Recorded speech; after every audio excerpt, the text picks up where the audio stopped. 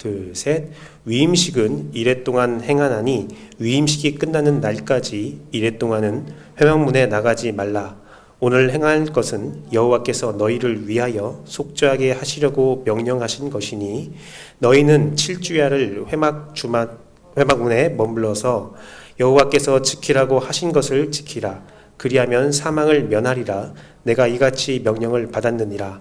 아론과 그의 아들들이 여호와께서 모세를 통하여 명령하신 모든 일을 준행하니라. 아멘. 오늘은 완전한 임직식이라는 주제를 가지고 여러분과 말씀을 나누겠습니다.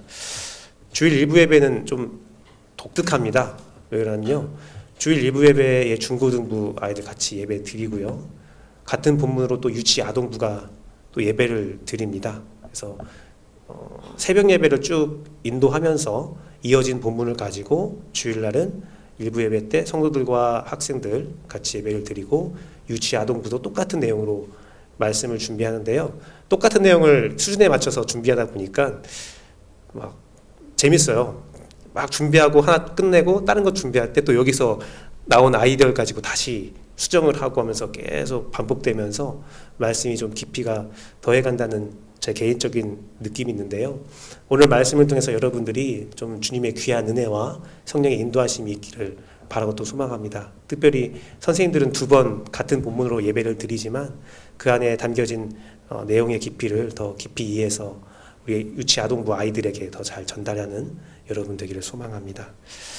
하나님께서는 이제 성막과 하나님의 백성으로서 지킬 규례들을 쭉 설명을 하셨어요. 레위기 1장부터 8장까지는 그런 내용입니다. 성막의 규례, 또한 제사를 어떻게 지내야 하는지를 쭉 알려주셨어요. 그 다음에 그 성막에서 하나님을 위해서 일할 제사장을 모세를 통해서 임명하는 내용이 바로 오늘 본문의 절차입니다.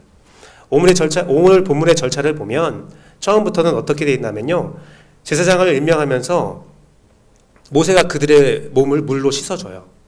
물로 다 씻어주고 침례를 받는다는 거죠. 다 씻어준 다음에 기름을 부어주고 그들의 귓볼, 오른쪽 귓볼, 오른쪽 손가락, 오른쪽 발가락에 그 제물의 피를 이렇게 찍어줍니다. 그러면서 이렇게 그들이 온 몸이 하나님 앞에서 거룩하게 되었다, 정결하게 되었다라는 것을 이제 알려주게 되는 겁니다. 그것을 표하는 겁니다. 그 다음에 예복을 입혀줘요. 제사장 예복을 다 하나씩 하나씩 입혀줍니다. 그 예복은 다 하나님께서 예비하라고 준비한 대로 만들어진 것을 입힙니다. 그 다음에 그 모든 것들을 회중 가운데서 이루어진 다음에 이제 제사를 드리는 거예요. 그게 바로 오늘 본문의 내용입니다. 그 제사가 끝나고 그 임직식이 끝나면, 제사장의 임직식이 끝나면 아론과 그 자손들이 드디어 하나님의 제사장으로서의 역할을 수행하게 된다라는 것이 바로 오늘 본문이죠. 역사 이래로 하나님의 제사장이 처음 세워지는 모습이 바로 오늘 본문의 내용을 보여주고 있습니다. 그러면서 우리가 함께 읽었던 내용은 그 임직식의 마지막 명령에 해당하는 부분입니다. 하나님은 그 절차를 쭉 설명하면서 그 절차를 이렇게 저렇게 해야 된다라는 방법을 알려주면서 마지막으로 명령한 것이 무엇이냐면 임직식 기간은 7일을 해야 된다, 일주일을 해야 된다라고 선포를 하십니다. 그리고 그 일주일 동안에 회막 입구에서 제사장들은 떠나지 말아야 한다, 그 회막 안에 머물러 있어야 한다 라고 말씀을 하시죠. 다 있어야 해라는 거예요. 7일 밤낮으로 하나님과 완전히 동행하라는 명령을 내리십니다. 7일이라는 것은 하나님께서 이 세상 모든 만물을 창조하신 날이에요. 그래서 완전한 날을 의미합니다. 이것은 뭐냐면 완전히 나와 함께 하자, 나와 평생을 같이 하자, 나와 모든 것들을 완전히 함께 하자라는 그런 의미가 있다는 거예요. 또한 하나님이 제사장을 임명하는 것은 창조와 같은 행위다라는 것을 표현하고 있는 겁니다. 제사장으로 임명되는 사람은요, 어떤 특별한 자격이 있어서 임명되는 게 아니에요. 아론의 자손이 너무 뛰어나서 그 중에서 가장 완벽해서 이루어진 게 아니에요. 그것은 전적인 하나님의 선택 가운데 일어난 일이에요. 선택된 제사장이 처음에 편성되었을 때는 하나님의 뜻에 맞지 않지만 하나님께서 그 모든 것들을 7일이라는 완전한 시간을 통하여 너를 새롭게 창조하겠다, 너를 새로운 모습으로 만들어 놓겠다, 제사장 자격에 맞는 모습으로 하나님께서 재창조하겠다라고 선언하는 것이 바로 오늘의 내용이라는 겁니다. 하나님의 창조를 생각해 보십시오. 하나님은 이 세상을 창조하신 이후에 이 말씀을 하셨습니다. 보시기에 심히 좋았더라. 아주 완벽하게 창조가 되었죠. 하나님의 마음이 흡족했고 하나님이 이 세상이 너무나 아름다웠습니다. 하지만 죄로 인하여 그 세상은 무너지게 되었습니다. 하나님은 이 제사장을 세우시면서 다시 한번 이루시는 거예요. 제사장을 7일 동안 창조의 기간 동안에 세우시면서 너는 참 보기 좋다. 그 보기 좋은 창조의 질서를 이 땅 가운데 다시 실현시킬, 다시 회복시킬 은사와 능력과 지혜와 명철을 다 힘있게 되는 겁니다. 그 자격을 입게 되는 거예요. 제사장이 하는 역할이 무엇입니까? 이 세상에 있는 죄악들을 용서하는 일이었어요. 이 세상의 죄악들을 없애는 일이었어요. 그러면서 하나님의 창조의 질서를 회복하는 것이죠. 이 귀한 능력과 은사를 받게 되는데 그들에게 필요한 게 무엇이었습니까? 다른 자격이 아니라 오직 한 가지, 믿음의 순종이었어요. 그 일이 있으면 내가 제사장이 될 수 있어, 이 거룩한 일을 할 수 있어라는 믿음의 순종이었습니다. 하나님이 시킨 일을 그대로 따랐으면 됐어요. 그래서 36절의 말씀에 보면 이런 말씀이 기록된 거죠. 아론과 그의 아들들이 여호와께서 모세를 통하여 명령하신 모든 일을 준행하니라. 7일 있으라니까 7일 있는 거예요. 그 절차를 보면요, 하루면 끝날 일들이에요, 사실은. 하지만 하나님께서 7일 동안 있어라 하면 7일 동안 있는 겁니다. 무의미한데요, 불필요한데요, 이런 방구하지 않고 그대로 순행하는 겁니다. 사람의 뜻이 아니라 하나님의 뜻이에요. 하나님의 뜻에 순종할 때 역사는 일어난다는 겁니다. 미국의 초대 대통령 조지 워싱턴이 이런 말을 했어요. 사람이 져야 할 의무는 하나님의 뜻에 순종한 것 하나로 요약할 수 있다. 성경의 말은 하나로 뜻으로 하나의 말로 요약할 수 있는데 하나님의 뜻에, 하나님의 말씀에 순종하는 거예요. 사람의 생각으로는 7일의 기간이 말이 안 될 수 있습니다. 몸을 씻고 예복을 입는데 7일이 필요하나? 라고 말할 수 있습니다. 내 절차는 끝났으니까 다른 사람들의 절차가 남아있는데 내 절차는 끝났으니 난 집으로 돌아가야지 할 수 있습니다. 하지만 하나님께서 모두 7일 동안 회막에 있으면서 회막 문 앞도 나가지 말라라고 하니 그들이 그것을 완전히 지키는 겁니다. 그 명령에 순행할 때, 하나님 뜻에 순종할 때 창조의 역사가 그들에게 임하였고 이스라엘 백성에게 제사장이 허락된 것이에요. 하나님은 우리에게 완전한 순종, 완전한 믿음을, 완전한 거룩을 요구하십니다. 창세기 17장 1절 말씀 같이 볼게요. 둘, 셋. 아브람이 99세 때에 여호와께서 아브람에게 나타나서 그에게 이르시되 나는 전능한 하나님이라 너는 내 앞에서 행하여 완전하라. 완전히 행하라고 하세요. 신명기 18장 13절 말씀입니다.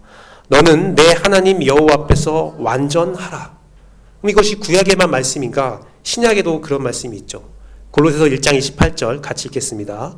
우리가 그를 전파하여 각 사람을 권하고 모든 지혜로 각 사람을 가르침은 각 사람을 그리스도 안에서 완전한 자로 세우려 함이니. 성경의 모든 말씀은 우리가 완전해야 한다라고 말씀을 하고 있다는 겁니다. 하지만 우리가 완전할 수 없지요. 완전했다고 느끼는 순간 우리는 넘어지지요. 오늘 본문의 제사장들의 완전함도 사람이 이루는 것이 아님을 우리가 봐야 합니다. 사람이 이루는 완전함은 무너질 수밖에 없고 완전할 수가 없습니다. 사람들이 바벨탑을 세웠어요. 그들의 힘이 강성해서 바벨탑을 세워나갔어요. 기름과 역청을 가지고 벽돌을 만들어서 바벨탑을 세워나가면서 우리가 하나님처럼 되자라고 말했어요. 정말 튼튼하게 지었겠죠. 하지만 하나님이 보시기에 그런 완전한 건축도 불완전한 거예요. 하나님이 없으면. 무너뜨리는 거죠. 오늘 제사장이 완전히 세워졌다 할지라도 이것이 사람이 세운 거야 라고 말하면 무너지는 거예요. 우리가 구원을 말합니다. 교회는 구원을 말합니다. 모든 지혜와 각 사람에게 그리스도 안에서 완전히 세우기 위해서 많은 지혜와 명철과 많은 예배와 찬양과 기도가 드려지고 있습니다. 그것들을 사람이 하면 어떻게 돼요? 무너지는 거예요. 완전하지 못한 겁니다. 우리는 완전할 수 없습니다. 우리를 완전히 이끄시는 분은 오직 한 분, 하나님 한 분이세요. 구약의 백성들은 그 사실을 잃어버린 적이 있었어요. 구약의 백성들은 그것을 잃어버렸어요. 그들이 율법을 지키면서 그들이 제사를 잘 드리면, 그들이 무언가를 잘 행하면 그들이 완전해질 거라고 착각을 했어요. 그래서 하나님 뜻과 하나님의 회막에 머무는 것이 아니라 그들의 방법을 찾고 또 찾았습니다. 그래서 그들은 멸망하게 되었죠. 예수 그리스도를 알아보지 못하게 되었죠. 그렇게 완전히 무너진 그들을 하나님은 그냥 내버려 둘 수 없어서 예수 그리스도를 우리에게 허락하셨습니다. 같이 읽어볼게요. 둘, 셋. 내가 율법이나 선지자를 폐하러 온 줄로 생각하지 말라. 폐하러 온 것이 아니요 완전하게 하려 함이다. 예수가 올 때 제사장들이 제사 안 드렸겠어요? 율법을 안 지켰겠어요? 오히려 바리새인과 사두개인들은 제사를 온전히 지내지 못하는 모습을 보면서 정죄합니다. 율법을 지키지 않는 모습을 보면서 예수를 정죄하기까지 해요. 그런데 예수는 그때마다 말씀을 통하여 진짜 율법이 무엇인지, 하나님의 뜻이 무엇인지 말하면서 이 말씀을 하셨죠. 내가 율법이나 선지자를 폐하러 온 것이 아니라 완전하게 하려 왔다. 예수는 여러분들을 완전하게 만들기 위해서 오신 분이에요. 그래서 우리가 예수를 믿을 때 우리는 완전할 수 있고, 예수께 의지할 때 우리는 비로소 완전할 수 있다는 겁니다. 우리의 힘과 우리의 지혜와 우리의 능력으로는 도저히 완전할 수 없어요. 성경을 열심히 공부하고 기도를 열심히 해도 예수 그리스도에게 내가 전적으로 의지하지 않으면 우리는 완전할 수 없다는 겁니다. 이를 위해서 사도 바울이 이렇게 말합니다. 아까 살펴본 1장 28절의 말씀에 이어서 사도 바울은 이런 고백을 합니다. 같이 읽어볼게요. 둘, 셋. 이를 위하여 나도 내 속에서 능력으로 역사하시는 이의 역사를 따라 힘을 다하여 수고하노라. 골로새서 1장 29절 말씀은요, 교회의 행동이에요. 교회의 수고예요. 그럼 함께 보았던 1장 28절 말씀은 교회의 목적이 되는 거죠. 교회의 목적은 완전함이에요. 그런데 그 완전함을 위하여 우리가 힘을 다하여 수고하는데 내 힘으로 수고한다고 했어요? 아니죠. 내 속에 능력으로 역사하시는 이의 역사를 따라. 내가 너를 가르치고 너희를 가르치면서 하나님의 완전함으로 인도하고 있는데 그것은 내가 하는 게 아니다. 내 안에 능력으로 역사하시는 이를 따라서 하는 것뿐이다. 나는 그를 따른다는 거죠. 내 속에서 역사하시는 이가 누구입니까? 성령님이죠. 오늘도 여러분과 제 속에서 역사하시는 성령님의 능력을 따라서 사람들을 완전히 세우는 일을 하는 것이 교회의 유일한 목적, 유일한 목표라는 겁니다. 오늘 제사장을 세웁니다. 누가 세웁니까? 모세가 세우지만 그건 모세가 세우는 게 아니에요. 하나님이 역사하신 그 능력에 따라서, 하나님의 뜻에 따라서 모세는 그 일을 준행하는 거예요. 순종하는 거예요. 모세가 하나님의 뜻에 순종하고 그 모세에 전달된 하나님의 뜻에 아론의 그 자손들이 순종할 때에 그 역사가 일어난 거예요. 이게 하나님께서 순서를 다 보여주고 있잖아요. 그렇다면 오늘날 우리가 순종해야 할 대상이 무엇입니까? 여러분이 순종해야 할 대상은 오직 여러분 안에 살아 역사하시는 성령 하나님이에요. 성령 하나님께 순종할 때 우리 교회에 창조의 역사가 일어날 것을 저는 확신합니다. 그래서 우리는 성령 하나님의 뜻을 간구해야 되고 끊임없이 말씀을 통하여 기도를 통하여 성령님이 나에게 무엇을 원하시는지를 분별해야 돼요. 사람을 따르는 것이 아닙니다. 심지어는 이 앞에서 설교하고 있는 저 김규배 목사의 말을 따르는 것이 아닙니다. 저도 실수할 수 있어요.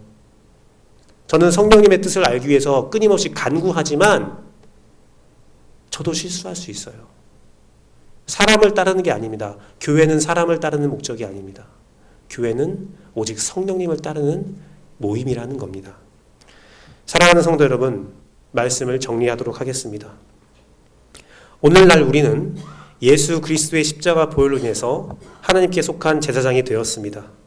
우리 각자가 삶이라는 재물을 가지고 하나님께 나아가 우리의 죄의 문제를 해결하고 하나님이 공급해 주시는 힘과 능력과 은사를 가지고 하나님 뜻대로 살아가는 의무와 권리를 동시에 받은 제사장입니다. 그 안에서 하나님은 우리에게 완전함을 요구하고 있습니다. 우리가 완전하기 위해서 필요한 것은 다른 행동이 아니라 완전한 순종입니다. 7일간 회막에 있어야 한다는 하나님의 명령은 우리의 완전한 순종을 의미하고 완전한 동행을 의미하며 우리가 하나님 안에서 완전히 살아야 함을 의미합니다. 주일만이 우리의 완전한 삶이 아니라 평일의 모든 삶이 하나님과 동행해야 된다는 것을 우리에게 말하고 있는 겁니다. 하나님께 순종하고 그와 동행하는 삶을 살아갈 때 하나님의 창조의 역사가 우리 안에서 완전하게 일어날 것입니다. 하나님은 나를 부른 게 아니에요. 하나님은 저를 부른 게 아니에요. 당신을 불렀습니다. 하나님은 우리를 부른 것도 아니에요. 제가 어렸을 때 중학교 3학년 때 공과 공부를 하면서 저희 선생님이 안 오셔서 전도사님이 저희를 공과 공부한 적이 있어요. 그때 제 어린 나이에 충격을 받았던 말씀이 있었는데요. 전도사님이 이렇게 물어봤습니다. 애들아, 하나님이 예수 그리스도가 누굴 위해서 십자가에 달리셨니? 그때 저는 대답했습니다. 우리요. 그러자 전도사님이 말씀하셨어요. 땡! 아니야! 나를 위해서 달리셨어. 너를 위해서 달리셨어. 우리가 아니라 나를 위해서. 하나님은요, 나를 불렀어요. 제가 말하는 나는 여기 있는 김규배가 아니에요. 여러분 자신이라는 거예요. 여러분 자신을 부르셨어요. 그러면 여러분들이 오늘 예배에서 응답해야 될 사람 바로 여러분이에요. 만약 하나님의 요청을 듣지 못하고 알지 못했다면 제가 지금 초청하는 음성에 여러분이 귀를 기울이고 응답하기를 원합니다. 여러분을 불렀어요. 안식일은 여러분을 위해서 있는 날이에요. 예수 그리스도와 여러분을 위해서 있는 날이에요. 나를 위해 있는 날이에요. 오늘이 바로 하나님의 인직식 날이에요. 본문에 있는 제사장, 아론의 자손들이 제사장이 되는 것이 아니라 바로 내가 오늘 하나님께 응답받고 제사장으로 인직되는 날이에요. 여러분 안에 살아 역사하시는 성령님의 충만함을 오늘 입기를 원합니다. 회막 안에서, 이 성전 안에서 하나님의 거룩한 기름 부음이 여러분 각자에게 있기를 원합니다.